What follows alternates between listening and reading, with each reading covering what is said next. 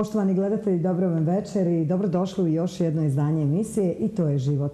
Tema večerašnje emisije je prevencija karcinoma dojke.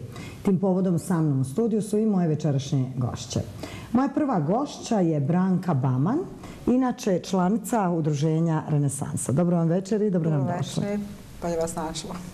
Sa nama je i Halima Bojičić, također članica udruženja. Dobro večer, Halima, dobrodošli. Dobro večer, bolje vas našli. I tu je Elma Gašanin, također članica udruženja. Dobro vam večer i dobrodošli. Evo nekako, to ćemo vas, gospođo Branka, već tradicionalno, dani narcisa, svjetska tradicija, mislim i obilježavanje prevencije karcinoma dojke. Ovaj vikend, subota, tačnije u Sarajevu su narcisi bili ispred katedrale. Recite mi, čisto da onako podsjetimo ko ne zna, o kakvom danu i obilježavanju je riječ i kako je to sve izgledalo?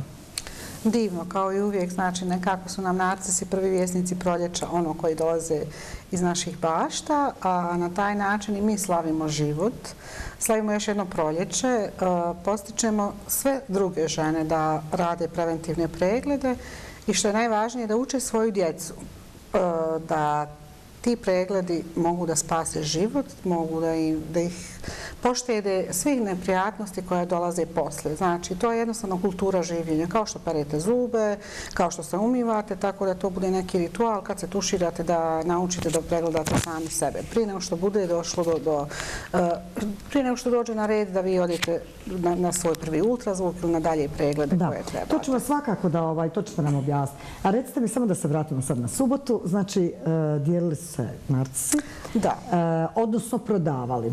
Da. Tako. Koji je cilj? Kako? Dajte nam malo oko tog projekta. Da, znači to je već tradicionalno, ovo se već dešava 23. put, znači Renesansa uvijek u martu mjesecu obilježava dane narcisa. Znači simbolično jedan narcis košta 1 marku i to je prilog za udruženje Renesansa. Kakav je odaziv bio?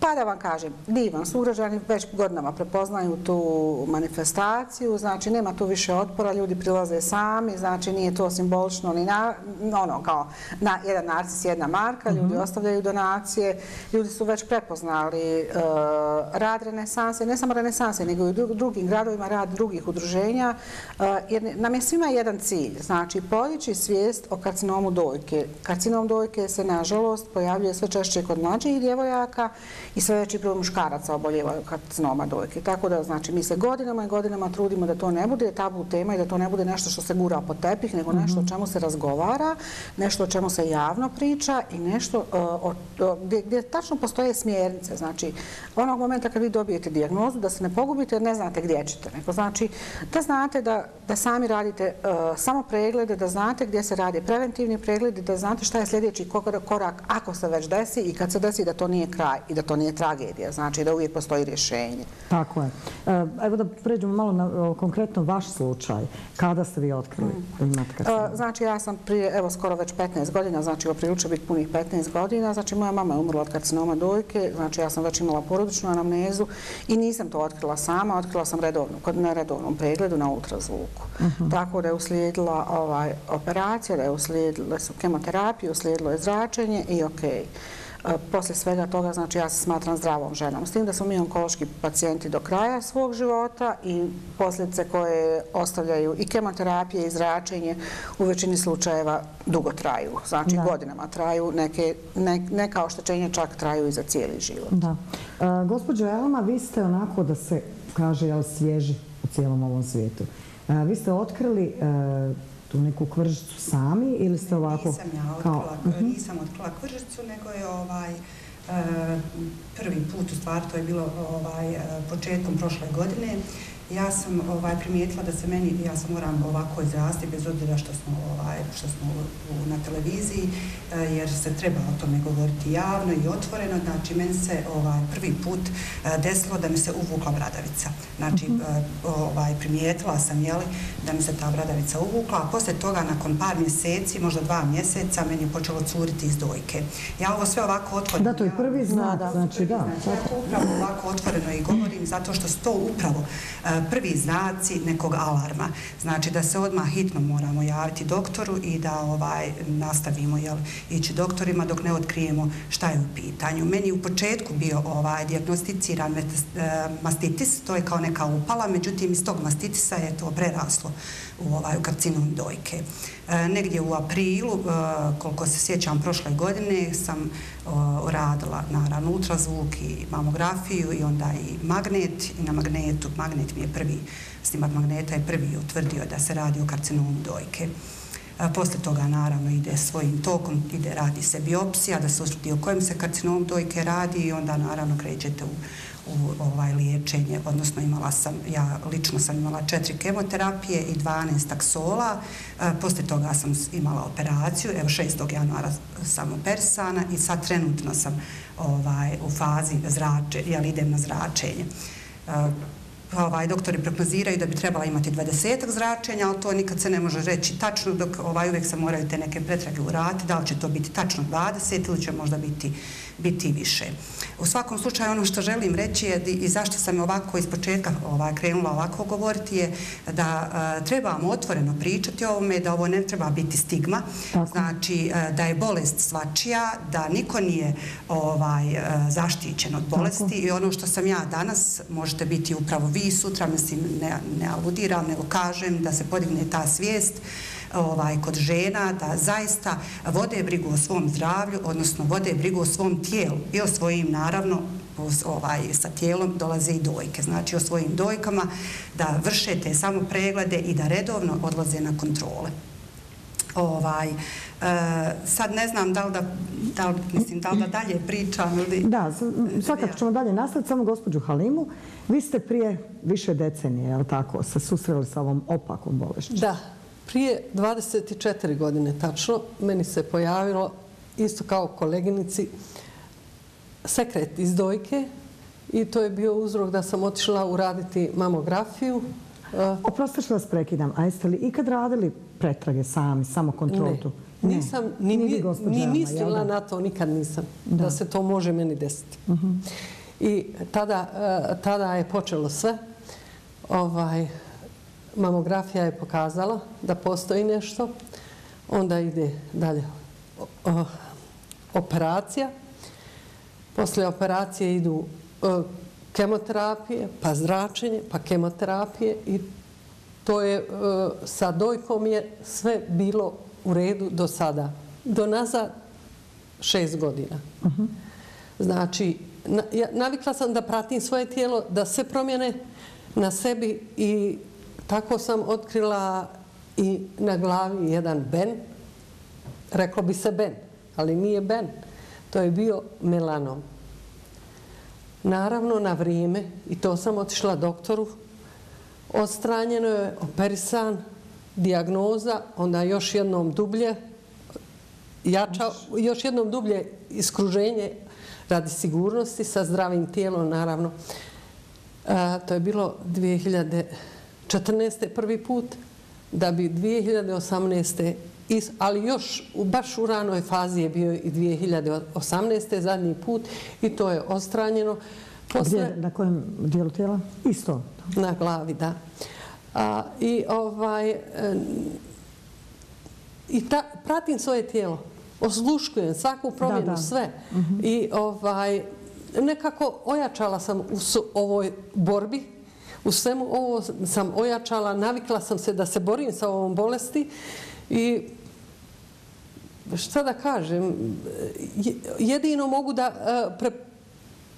budem i pričam sa svakim, tako javno, nije me stid, nije, bolest je tu i da upozorim sve djevojke, sve mlade žene da prate, da poštede sebe, ako se na vrijeme otkrije, onda je puno lakše i bez težih posljedica odstraniti i preboljeti tu bolest, savladati sve to. Da. Uglavnom, znači, rana, ta nekako prevencija i jest tu glavni faktor za spas i za dalji život. I činjenica je da treba raditi kontrole. Da. Međutim, evo, niko od vas nije se pregledao. Jeste, znate šta je problem u našoj svijesti? Naša svijest nama govori da nikada se neće meni desiti bolest, da nikada mi ne možemo biti ti na strani bolesnih, da se to uvijek dešava tamo negdje pored nas i nekom drugom. To je bio slučaj sa mnom, naravno. Znači, ja nisam nikad ni pomislila u životu da mogu biti bolesna, da mogu biti, da imam, ja u početku moje dijagnoze, vjerujte, znači, to je toliko organizam i moja savjest govorila da to ne može se meni desiti, da ja u početku to kad sam dobila dijagnozu nisam mogla izgovoriti. Znači kad me neko pitao šta mi je i šta se sa mnom dešava, ja nisam mogla izgovoriti kancer, mislim rak dojke. Znači to je tako jednostavno valjda u prirodi da se to uvijek nekom drugom dešava, a nikada se bolest ne može desiti vama. Zato sam ja i rekla da niko nije zaštićen, niko nije pošteđen i da se bolest zaista, evo ja sam vidjela na mom primjeru da se zaista bolest može desiti svakom, pa i meni.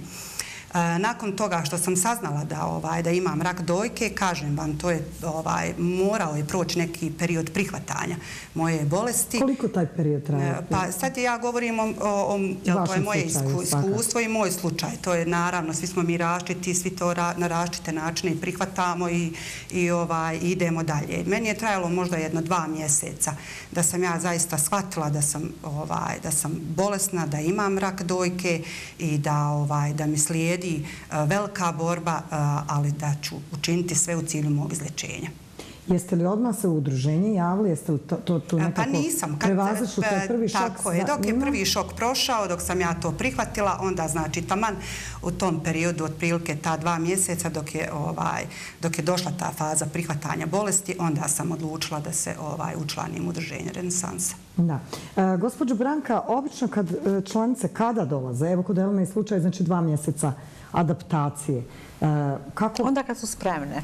Da, a to je znači otprilike nema pravila. Sve je to individualno, nema pravila. Neke su čak na početku, ja sam recimo došla na početku, došla sam čak i prije operacije, znači odmah poslije dijagnoze i pritome da. Ja sam radila samo pregled, ali nisam uspjela da detektujem, ali sam zato svako 6 mjeseci odlazila na ultrazvuk zbog porodične anamneze. Znači ja sam znala kako to slijedi jer sam to prošla sa mamom. Znači i tad sam mislila da sve znam apsolutno od kancera, ja sam bila s mamom kad je dijagnosticiran, isti tip karcinoma. Znači, bila sam s mamom momenta kad je dijagnosticiran karcinom i bila sam tu s njom kad je otišla. I mislila sam tada da znam sve, a tek kad sam ja dobila dijagnozu, onda sam vidjela da nemam pojma kako to izgleda, ni kako se osjeća onaj koji je dijagnozu dobio i ko sve to prolazi. Znači, onog momenta kad je žena spremna, tad i dolazi u udruženje, tad otvoreno priča i to je ono što mi stalno naglašavamo. Znači, mi se u nekim situacijama razumijemo bez riječi. Znači, pogotovo žene koje su prošle, tako su bolja podrška onima koje dolaze. Jer znači, ja sad znam kako se osjeća Elma u nekim situacijama, ja znam kako se osjeća Halima, Halima zna kako se osjećam ja i tu nekad su riječi jednostavno suvišne. Da, to je ta poveznica. Jeste. I onda mi ne trebamo uopšte da pričamo o problemu kako će Elmi sad biti to dok traje zračenje. Možemo je usput da kažemo, znaš, možda bi ti bilo bolje ovako ili ako ti se desi ovo, uradit ćeš ovo i nastavljamo dalje. I sa smijehom, i sa šalom, i sa pričama. Da, na samom početku razgovora ste i rekli, vi ste pozitivna. Pozitiva. Da li stvarno ta neka negativna situacija, stresovi i tako dalje, prije emisije smo to pričali, izaziva taj kancer? Ok, ima faktori genetski, taj nasledni koji svakako utječe na naš organizam, ali sigurno da je stres taj glavni okidač. Glavni okidač, da. Svi mi negdje nosimo to nešto i onda kad se desi nešto, ja ipak mislim da su danas smo baš pričale, da su to neke ipak senzibilne osobe koje proživljavaju ne samo svoje probleme, nego i probleme ljudi iz okoline, koji to proživljavaju i jednostavno se desi. E sad, kao što je rekla Elma, bolest je svačija, desi se danas meni, sutra nekom drugom ili trećem, jednostavno nije kraj, znači idemo dalje.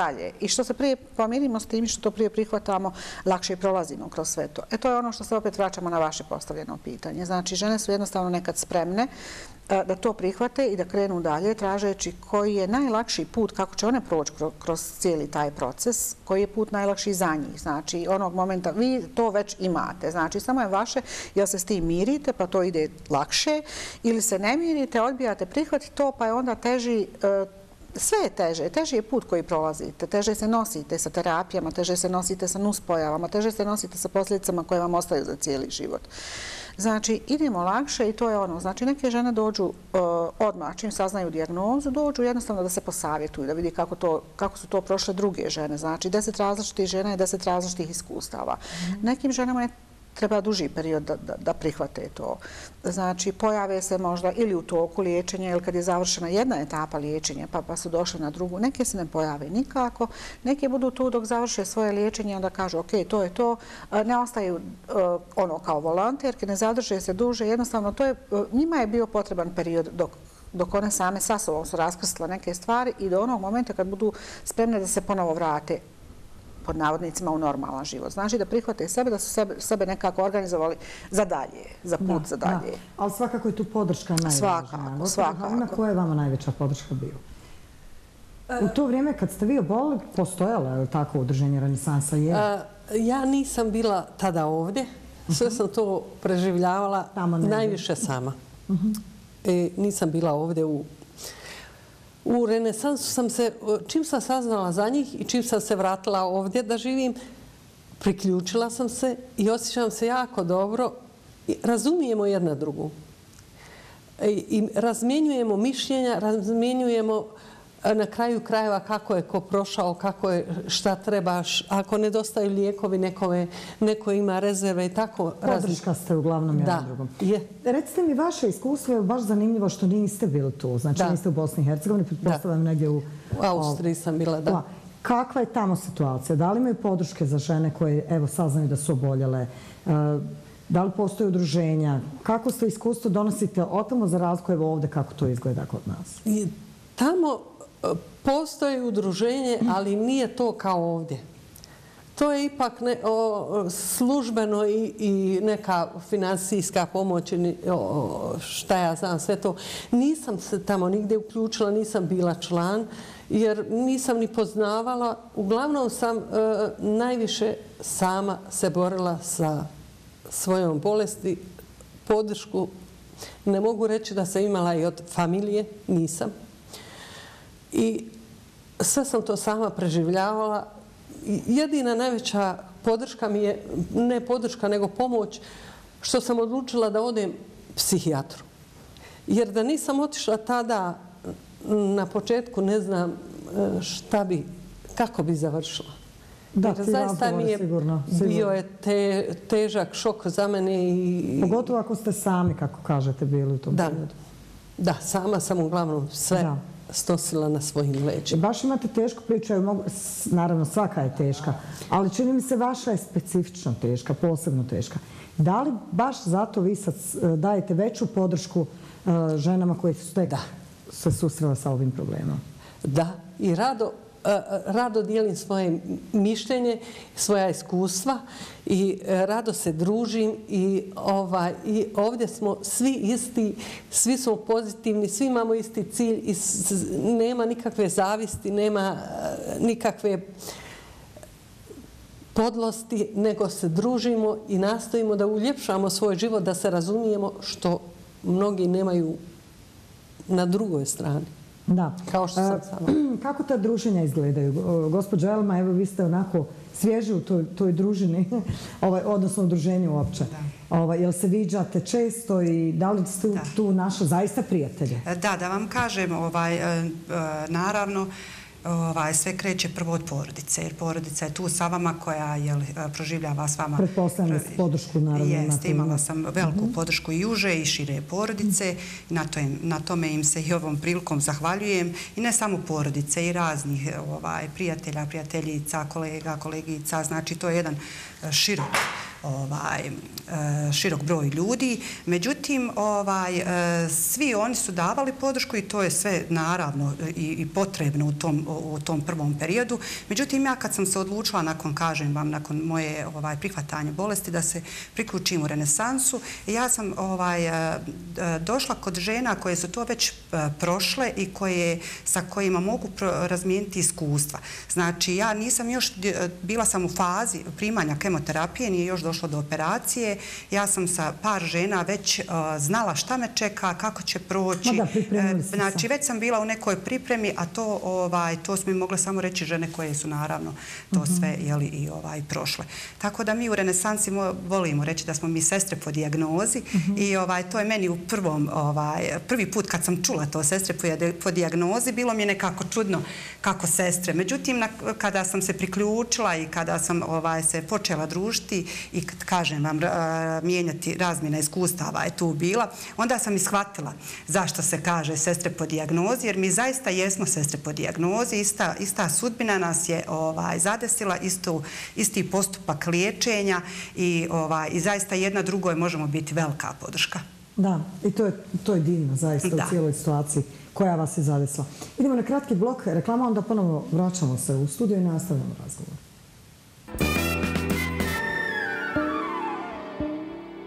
Ponovno smo u studiju televizije Alfa, razgovaramo o prevenciji karcinoma dojke. Gospođo Branka, svakako stalno znači smo akcenat dajemo na prvi pregled, na rano otkrivanje, na prevenciju, naravno. Šta je prevencija? Je li to rano otkrivanje ili postoji neki način života da mi možemo to nekako stopirati, zaustaviti? Što da vam kažem, svi mi smatramo da živimo najzdravije što možemo, koliko to ko od nas sebi može priuštiti. Znači zdrava ishrana, kretanje u prirodi, bavljenje sportom, relaksacija, što je moguće više. Opet kažem, ko je to spreman, ko to može sebi u stvari priuštiti, zavisno od posla kojim se bavi, od obaveza koje ima i nekako tu pogubimo sebe. Znači uvijek imamo za svakog drugog i vremena i prostora i ono nama što ostane, to je ono za nas. A nama tako, na taj način nama redovno ne ostane ništa. Znači sve što imamo damo za druge. Ostanu problemi o kojima se analizira. I onda sve vrti. Tako da nekako ova briga o sebi, od samopregleda, od ranih odlazaka na ultrazvuk, na mamografiju i sve to nekako spada u tu neku prevenciju. Pored toga što vodimo računa o tome šta jedemo i evo često kod nas kažu nije rak ono što smo mi pojeli, nego ono što je pojelo nas. Znači, dobili smo ga manje od ishrane, od nekog načina stila života, nego više od toga što se nismo mogli ograditi od problema, što nismo znali da ih procesuiramo. Znači, ima tu svašta. I nezdravog načina života i stresa i nas samih. Znate, kao ono, mi često kažemo neko drugi nam je kriv za ovo ili za ono ili ono situacija, u stvari nas. Kako mi se nosimo sa problemima koji nas nađu, kako ih prihvatamo, kako ih rješavamo, kako nastavimo da sebe stavimo nekako u fokus svih problema koji nas nađu. Znači, tako isto i sa karcinomom. Znači, nekako je okej, otići ćemo mi na kafu s prijateljicama, odradit ćemo mnogo poslova za sebe, a i za druge više nego za sebe, ali nekako nam uvijek izmakne taj termin za ultrazvuk, nekako nam izbjegne taj termin za mamografiju, nekako nemamo vremena za taj samo pregled, evo na brzinu ćemo se istuširati, pa neki ću drugi put. Možda se i plašimo. Možda se i plašimo. Da. Kada je najpreporučljivije, recimo, da se uradi taj pregled mamografijom? Koje su godine kada se može uopće pristupiti mamografiji? Pa dobro, to sam sad već neke godine, ranije je to bilo poslije 40. godina, sad već poslije 30. a ultrazvuk svakako poslije 20. A inače, djevojke kada trebaju da odmah gledaju, kad se obično karcinom može pojaviti? Nema tu pravila. Nema pravila. To je, nažalost, u posljednjih godina ta dobna granica se spušta jako brzo. Ranijih godina, kad se pričalo o karcinomu, to su obično bilo žene u menopauzi, kad je bilo karakteristično da se pojavljaju prvi simptomi, da se pojavljuje karcinom. Međutim, sad se starosna dob spustila. Mi, nažalost, i u udruženju i kroz naše grupe koje imamo, to su već rane 20, nažalost. Što se tiče lijekova, da nekako sad vidimo uopćeno probleme onkoloških pacijenata. Vi ste do sad i drugi put se susreli. Što kažete, sa dojkom je sve okej, ali vamo je, ali hvala Bogu i to je dobro. Jeste. Da li imate problema sa lijekovima? Kakva je kod nas situacija sa tim esencijalnim listama? Da li plaćate? Da li su vam pristupačni? Pa da vam kažem, ja još uvijek idem u Austriju na kontrole i sve što se tiče lijekova tamo imam. Je li tamo besplatno, je? Jeste. Jeste besplatno i dostupno. A mada se u posljednje vrijeme mnogo govori kako je ova kriza u Ukrajini, da mnogi lijekovi nedostaju. To se najviše i ovdje odrazilo baš na nama, na ovim pacijentima koji su oboljeli od raka. I ti lijekova ne bi trebalo da manjka. Tako. Ali eto, nažalost, takva je situacija. A što se tiče lijekova, nedostaje i tamo. A ja momentalno sam stabilna, ne trebam nikakve lijekove.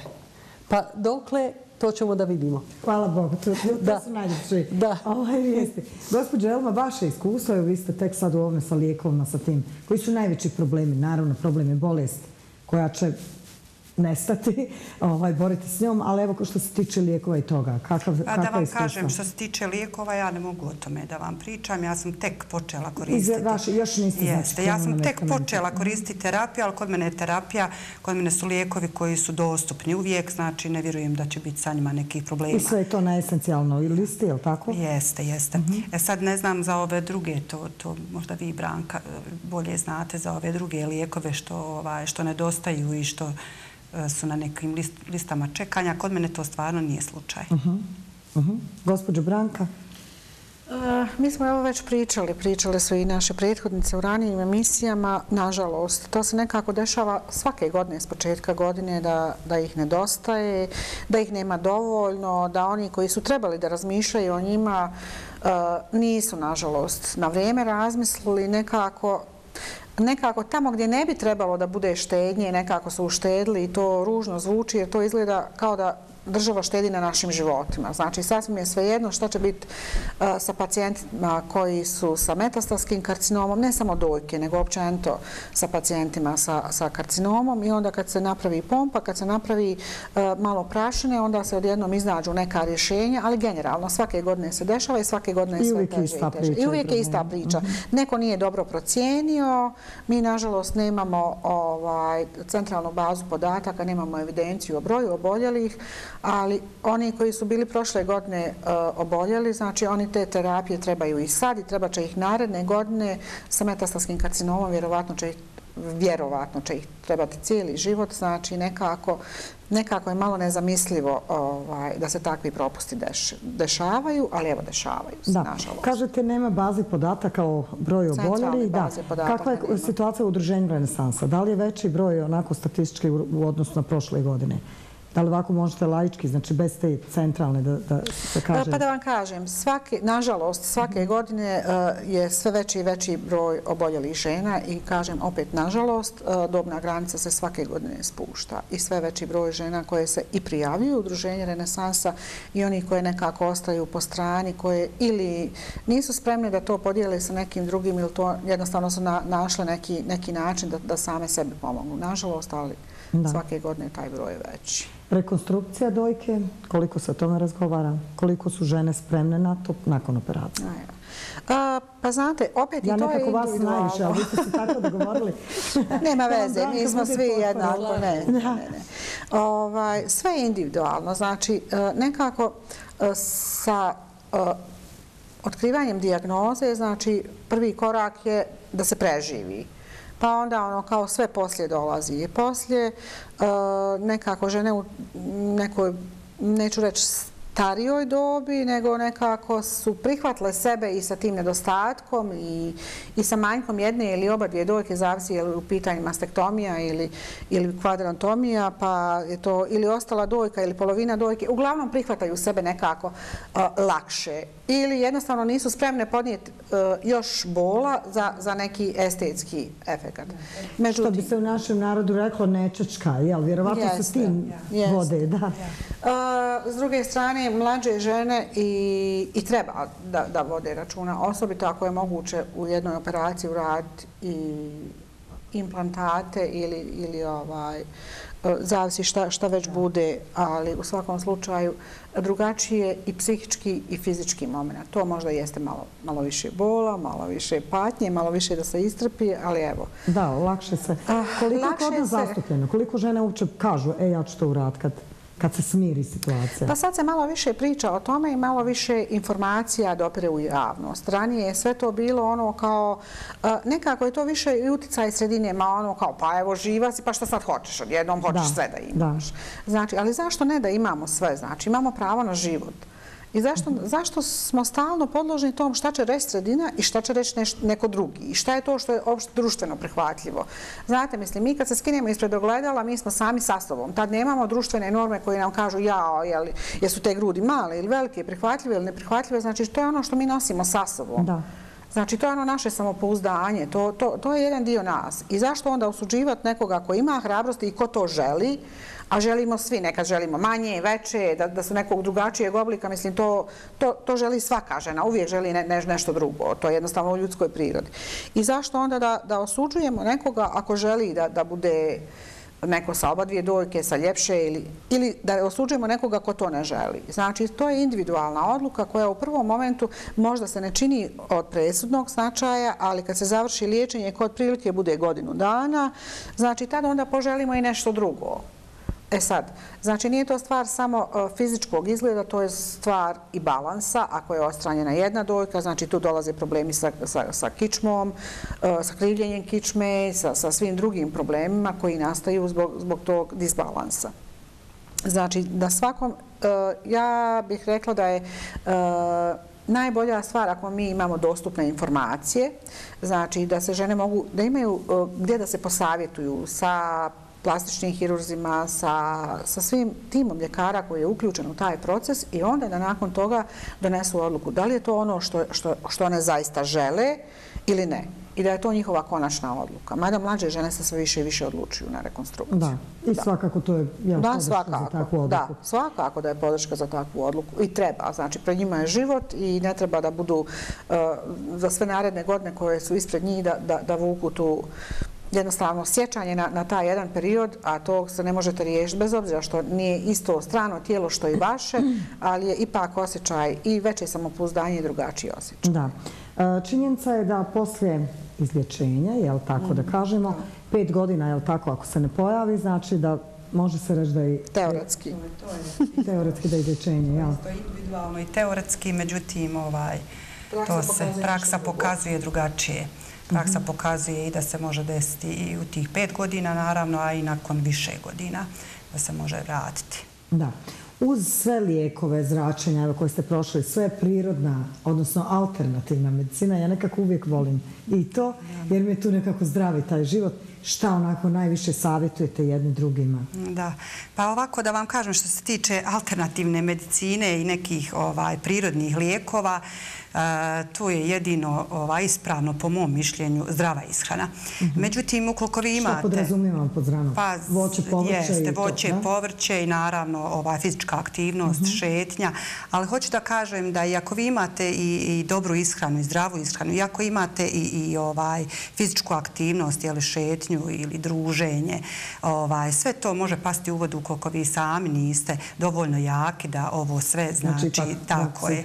Znači ukoliko vaša svijest, odnosno mozak ne funkcioniše na način da vi želite da ozdravite i da želite da budete pobjednik u ovoj borbi. Na početku sam rekla da bolest može biti svačija, tako se, kažem vam, ja sam mislila da se meni ne može nikada desiti, da sam ja zaštićena od svega, međutim, nakon ovoga što se meni desilo, ja sam sada svjesna da se to može desiti i nekome drugom i onome ko misli da se ne može desiti, a i da se može desiti i neka druga bolest meni. Tako da sve mi koje smo oboljeli od raka dojke i dobili ovu dijagnozu moramo brinuti o sebi. Znači prvo moramo biti spremni da smo sebi na prvom mjestu. Znači da brinemo o sebi, o svom zdravlju i o svojim potrebama. Na kraju priče mi svi želimo da pobjedimo, želimo da budemo zdravi i da nastavimo živjeti život sa svojom porodicom i sa svim ostalima na neki normalan način. Međutim, kažem vam, ukoliko vi imate i zdravu ishranu i ne znam, i šetnju i relaksaciju i ne znam, sve to nešto što bi trebalo da imate, to sve može pasti u vodu ukoliko vi niste psihički jaki da bolest prevaziđete i da idete ka ozdravljenju. Da, to je upravo od gospođe Halime vaša priča, je li tako? Da. Ja kad sam se razbolila i drugi familijarni problemi i stres mi je doprinio za sve ovo. I evo što se ponovo dešava, znači preboljela sam karcinom dojke, što se dešava ponovo, to je sve zbog stresa i što sam uvijek mislila na sve druge više nego na sebe. Jeste li sad promijenili konačno? Jeste vi na prvom mjestu? Nisam. A dobro, eto, zato imate udruženje da radite jedni... na tome. Da, Radim na tome, ali... Teško. Pa teško je to kad vi imate jedan ustaljeni ritam i neki život, teško je to. Teško je, tako je, to je jako teško doći do neke promjene jer vi ste jednostavno navikli na neki način života i to je jako teško da dođe do neke promjene kod vas. Međutim, nakon ovako neke bolesti, nakon ovako teške bolesti i svih tih terapija, onda operacije, kod mene je odstranjena cijela desna dojka i nakon svega kad to sve preživite i kad shvatite da je to sve iza vas, onda stanete pred ogledalo i kažete sami sebi pa ja želim da živim svoj život onako kako ja želim. Želim da živim život, da dišem punim plućima i imamo svi pravo na život i kažem vam svi mi koji smo i u udruženju i oni koji nisu, a gledaju ovu emisiju, koji nisu u udruženju Renesansa, moramo biti jaki i naći put koji će nas voditi da se izliječimo. Da, to je najvažnije. Gospođo Halima, znači mislite na sebe? Mislim ja na sebe, ali ja mogu promijeniti sebe, ali ne mogu promijeniti svoga sina. Da. Ne mogu promijeniti. A svi imaju nekako te sitne probleme. Svi imamo neku svoju muku. Puno vam hvala što ste bile moje gošće. Ja vam želim ozdravljenje, osmijeha puno. Da mislite na sebe prvenstveno, pa tek onda na ostale, jer ste sebi najvažniji. A onda ćete valjati sinu i tako dalje. Hvala vam što ste odvojili vrijeme za ovu emisiju i što ste podijelili sa našim gledateljima vaša životna iskustva. Hvala vama na pozivu. Hvala vama. Hvala na pozivu. Poštovani gledatelji, hvala i vama što ste bili uz nas. Budite ponovno sa nama za 7 dana u isto vrijeme. Hvala na pažnji i doviđenja.